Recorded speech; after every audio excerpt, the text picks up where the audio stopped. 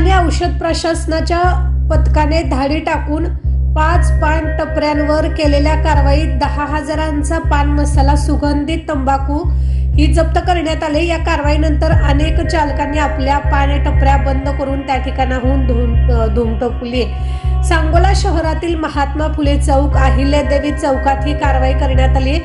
दरम्यान अन्न आणि औषध प्रशासनाच्या कारवाईचा धसका घेऊन शहरातील सर्वच पान टपरी धारकांनी रात्री उशिरापर्यंत आपली पान टपरी बंद असल्याचं चित्र दिसत होतं। याबाबत अन्न सुरक्षा अधिकारी उमेश भुसे राहणार सोलापूर यांनी फिर्याद दाखल केली असून पोलिसांनी पान टपरी चालक युवराज झुरळे, योगेश मिसाळ दोघेही राहणार सांगोला, सिद्धेश्वर पांढरे, अमोल कमले, सतीश सासने तिघेही राहणार सनगर गल्ली सांगोला आणि पुरवठादार निशांत मिसाळ राहणार सांगोला यांच्यावर गुन्हा दाखल करण्यात आलाय।